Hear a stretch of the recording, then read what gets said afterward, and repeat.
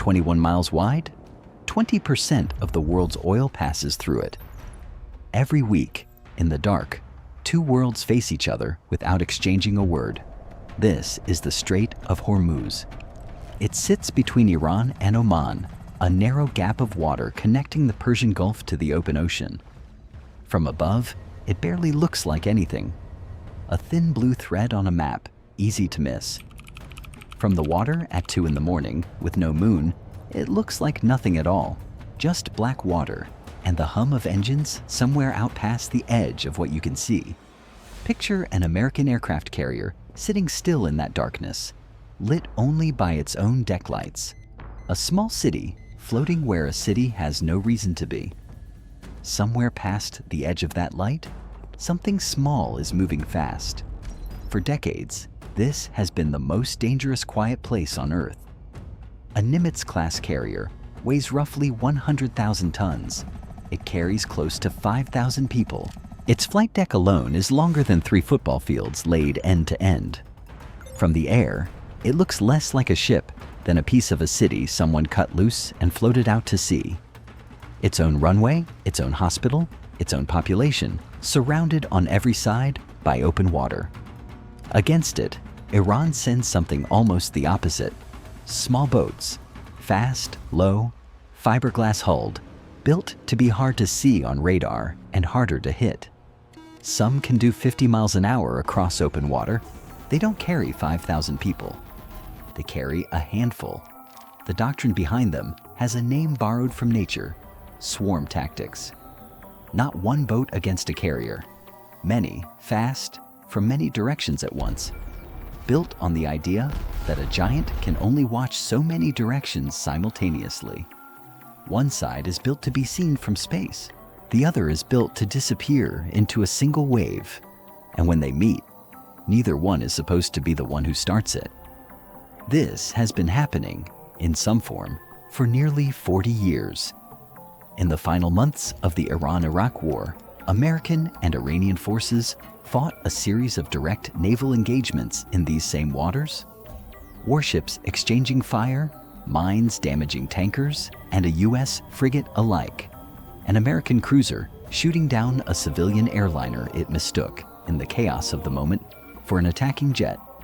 290 people died in that single misidentification. It remains one of the starkest reminders of what these waters can cost when split-second judgment is the only thing standing between calm and catastrophe. The shooting stopped eventually. The tension didn't. It just went quiet for long stretches and loud for short ones, decade after decade. Interceptions, near misses, the occasional seized tanker, the occasional warning shot. Always close, rarely public. In 2026, it got loud again.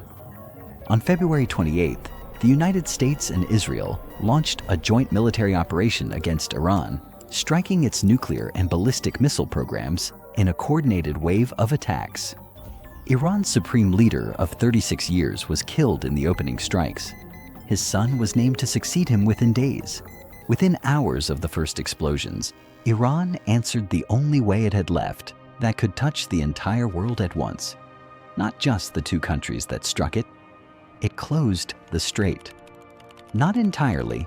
Iran said vessels belonging to, in its words, non-hostile states could still pass. But the practical effect was immediate and severe. According to World Trade Organization data, the number of ships carrying crude oil through the strait fell by 95%.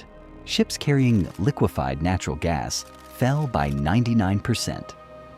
Before the conflict, roughly 3,000 vessels passed through every month, an almost constant procession of tankers feeding refineries on 5 continents.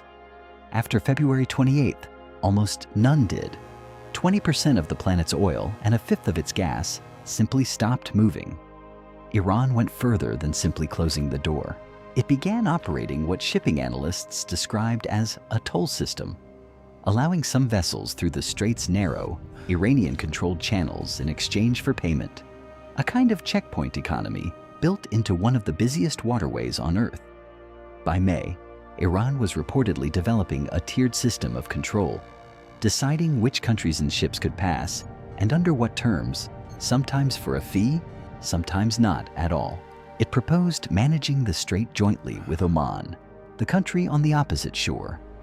And it said for the first time that its control of these waters must continue even after the war ends, a claim it had never made before February. The United States responded with a counter-blockade of its own, announced on April 13th, targeting any ship trying to reach an Iranian port in either direction. American forces said they redirected over 120 commercial vessels away from the blockade zone in the weeks that followed. For a few days in May, the U.S. even floated a plan to physically escort tankers through the strait under the name Project Freedom. It was paused almost as soon as it began, after a request from Pakistan, the country quietly mediating ceasefire talks between Washington and Tehran behind the scenes. Two blockades, run by two of the most powerful militaries on the planet, facing each other across the same 21 miles of water.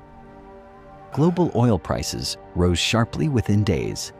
The International Energy Agency's 32 member countries released 400 million barrels from their emergency reserves just to soften the impact on ordinary economies that had nothing to do with the war. Russia and, in the short term, Iran itself, the two countries most cut off from the normal flow of sanctioned trade, found themselves quietly benefiting from a global market that suddenly had nowhere else to turn for supply. The United Arab Emirates State Oil Company, one of the closest observers of the strait's daily traffic, estimated that even with a deal in place, shipping through the strait would not fully recover until sometime in 2027. Not weeks of disruption, not months. The better part of a year at minimum, baked into the global economy as a quiet, ongoing cost. A conditional ceasefire arrived in April. It held unevenly through a string of small violations and renewed warnings on both sides. President Trump said at one point that Iran had promised to reopen the strait under the terms of that ceasefire and, in his words, knowingly failed to do so. He threatened further strikes on Iranian infrastructure if shipping didn't resume. By his own account, a planned attack in May was paused only because of opposition from Arab Gulf states who did not want the war reignited in waters that bordered their own coastlines. Britain and France tried a different approach. They hosted two international conferences specifically on reopening the strait, gathering diplomats from across the region and beyond. 38 countries signed a joint statement condemning attacks on commercial shipping and expressing readiness to help secure safe passage. The UK pledged mine-hunting drones, fighter jets, and a warship to a future multinational mission. France sent its own aircraft carrier group toward the region, a second giant entering the same crowded, contested water. Iran's response to these deployments was direct and unambiguous. It warned it would deliver what it called a decisive and immediate response if foreign naval forces entered the strait under that mission's flag. At the United Nations, a resolution calling for international coordination to defend shipping access was vetoed by China and Russia in early April. New, narrower drafts have circulated since, shaped by months of quiet negotiation. None have come to a vote. Through all of it, the water itself stayed almost exactly where the cameras can't easily find it. Past the range of news helicopters, past the edge of commercial shipping lanes, where a 5,000-person carrier and a 10-person speedboat are most weeks the only two things out there at all. No press pool, no live stream, just radar operators, watch officers, and whoever happens to be standing on a darkened bridge when a blip appears where no blip is supposed to be. Iran's naval power, by American assessments, has been reduced to a fraction of what it was before February, its larger vessels damaged or destroyed, its conventional fleet diminished close to the point of collapse. But analysts who study the strait keep returning to the same observation. You don't need a navy to threaten a tanker. You need a drone, a mine, sitting quietly on the seafloor for weeks before anyone finds it. A single small boat, willing to get close enough. The threat that keeps shipping insurers nervous and tanker companies cautious isn't a fleet anymore. It's the possibility of one mistake, made by one person on one boat, at 2 in the morning, with no one else around to see it happen and correct it in time. That's what makes this different from an ordinary military standoff. There is no hotline between a carrier's bridge and a fast boat's pilot. No referee on the water, no pause button, just radar, lights, distance closing in real time, and an assumption, so far mostly correct for nearly 40 years now, that neither side actually wants to be the one who fires first. So far. Picture it one more time. The carrier, lit and enormous, sitting in dark water, radar sweeping in slow, patient circles. A blip appears at the edge of the screen, closing the distance. 500 meters, 300, 100. Someone gives an order. Flares go up, lighting the water orange for a few seconds. A warning with no words attached to it. A flare instead of a sentence. The small boat banks hard, circles once around the shadow of the giant ship, and disappears back into the dark it came from. No shots fired, no radio call answered on either side. Just two machines, built by two governments that have spent nearly 40 years almost going to war over this exact stretch of water, measuring each other in silence, and then quietly going back to waiting. This happens in some form, most weeks, in international waters that almost no one outside a handful of naval officers will ever see, on behalf of a global economy that depends almost entirely on nothing going wrong out there in the dark. A toll system no one voted on, a blockade answering a blockade, two carriers now instead of one, in waters built for neither, and underneath all of it, the same 21 miles that have decided more than once before how the rest of the world's week is going to go. 21 miles wide, every week, in the dark.